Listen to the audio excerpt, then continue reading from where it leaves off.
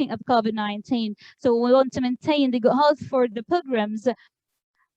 So whether the arrival of the pilgrims last night to Mecca, they were received in these sites, and we have checked their health, and we have got to check on their license throughout the allocated routes to perform their sa'i and their arrival tawaf.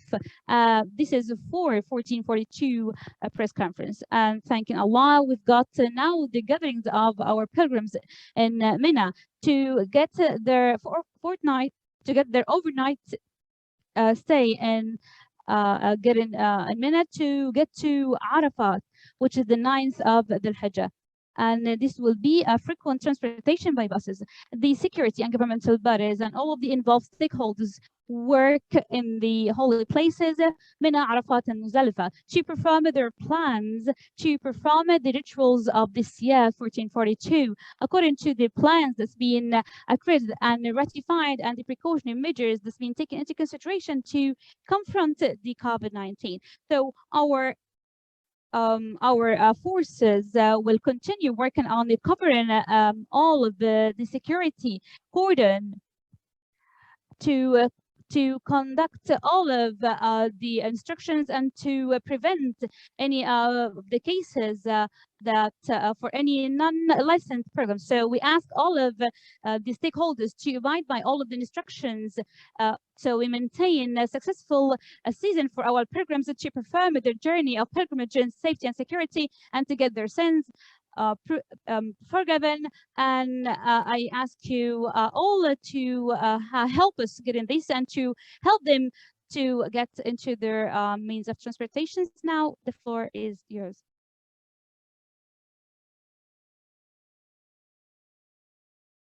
Understanding from Saudi agency, what are the penalties that will be taken for the breaches of the instructions? We said that as for security plans that have been put in place to prevent any of those who may breach the instructions, and we have put also certain procedures to transport those who have the license.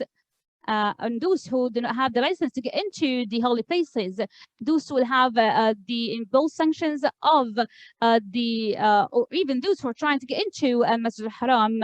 And as for those who do not have the permission, this will be put in prison for 6 months, up to also paying penalty of 50,000 riyals. In addition to also getting into a very bad reputation, and otherwise also they will be excluded if they are not Saudi Arabian citizens and nationalized, so they will be excluded out of the kingdom. Again, this is based on controlling and monitoring those breachers while they're trying to get into the buses, trying to get into the holy places. And as for getting into Masjid al-Haram, they will pay a penalty up to 10,000 riyals.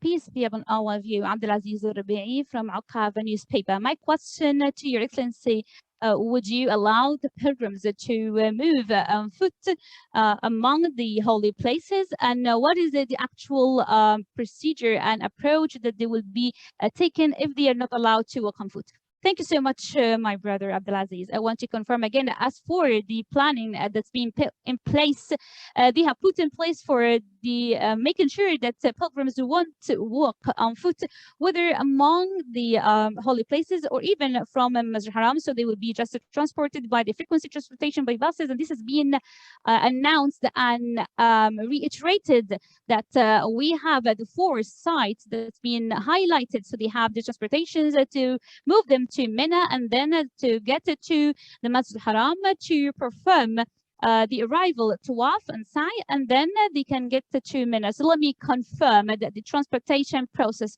in the same ritual place will be inside the tent or between between the holy places will be by buses to prevent any walking food. This is for the precautionary measures. And now let's get to the virtual questions by our VOP representatives.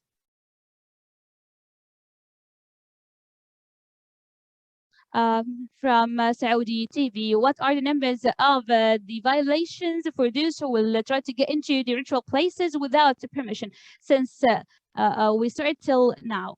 Well, just before answering your question, I want to confirm that we won't allow any person in pilgrimage unless they have the license and they have been competent with the conditions that we stated.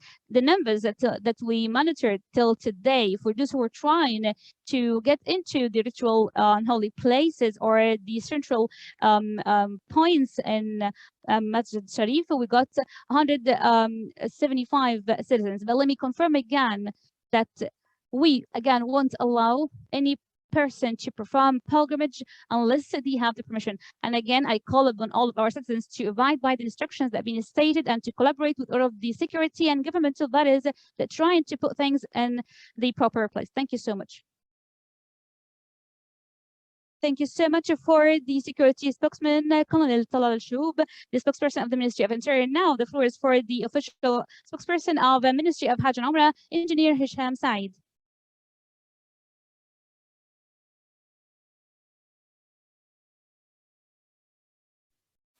Peace with all of you. At the beginning, we thank Allah Almighty who honored us to be those who working on serving the pilgrims from our both genders who spare no efforts to provide their best to serve the pilgrims despite all of the circumstances that we have this year. And as we just said, from yesterday, we started to receive the beginning gatherings of the pilgrims in the four sites that the Ministry of Hajj and Umrah that have been put in place, providing them with all of the available services to welcome and host our programs, taking into consideration adapting the precautionary measures and following the instructions and getting through the smart ID that's being used this season. Adapt to all of the programs and throughout the whole systems to make sure that we have the application of the precautionary measures and medical procedures, and also to continue helping organizing and monitoring process. So till now, we have got the receival of our pilgrims from those who live in Saudi Arabia, and they have already performed their arrival tawaf, and they have moved to Mina, and we've made sure through the timetable throughout the executive measurements, and that's been adopted by all of the stakeholders and involved bodies from the public and private sectors. And we've made sure that they are all ready to receive our pilgrims, and now they all have the services provided and everything that we provide now in Mina and Tarwiyah Day in a preparation for their stage in Arafat standing tomorrow. Throughout the gathering and organization of the gatherings, still sticking to the barrier plans of the precautionary measures, and now they will have the night in Tarwiyah to get ready to their stage tomorrow for Arafat.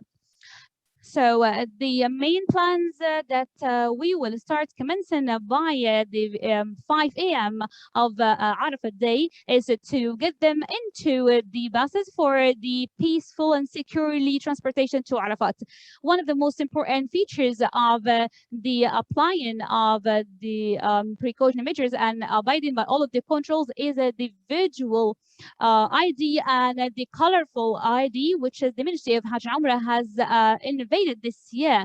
And we can see that it's very adaptable and it helps in the control procedures. So inshallah, from 5 a.m. we'll start to peacefully and securely move our pilgrims according to their own timetable and schedules to move them into the buses.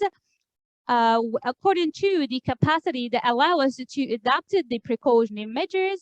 So we will start to move from the approaches that we previously planned with the stakeholders to get them from tents to their Arafat journey, and then they get into the functional and operational stage to get into Muzdalifah.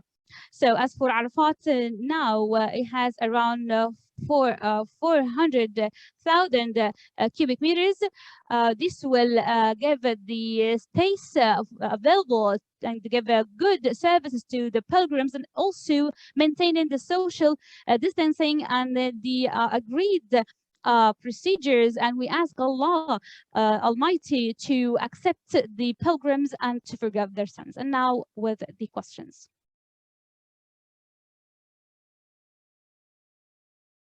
Abd Bakar from Blad newspaper. At the beginning, we thank Allah for having our calibers and all of the governmental and bodies that's been so highly experts in tackling these conditions. And my question is about the accommodation of the pilgrims in Mina, and to which extent the stakeholders abide to those instructions. Well, this question shouldn't be addressed to myself. It should be addressed to all of those responsible. So let me say that we have a huge percentage of the abide by the instructions, and we have a huge control along with this virtual ID that helps us in maintaining the and assess the control and to have a rapid reaction with any of the breaches. But till this moment, we have got no bad news at all in terms of adhering to the procedures stated. Peace be upon all of you. We would like to thank you all and all of this who helped in organizing the conference and helping our pilgrims. It's a great honor to all of us. My question is regarding having the pilgrims and the rituals places. Would this allow them to move, for instance, from Mina to some of those venues or some of the surrounding suburbs, or as for instance, being in Mina, they should just stay there till they get to it? Well, they are in Mina for two main reasons. The first of which is to feel and to give us the chance to provide them with the services, noting that not staying in Mina is something is something just for the tent. But again, as for their timetable, they have the freedom to move around. But again, as for the collaboration and synergy with all of the involved parties for maintaining the safety and security of the pilgrims, so the pilgrims this year, they would remain in the holy places, and we ask them to do this because this will give us the chance to provide them our efforts and our services. Now let's move to the virtual remote question.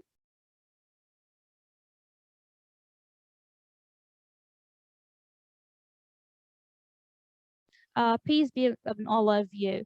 Now we have Abdulhab Gandhi from Egyptian Sunday newspaper. What's the number of pilgrims that you already received in your holy land?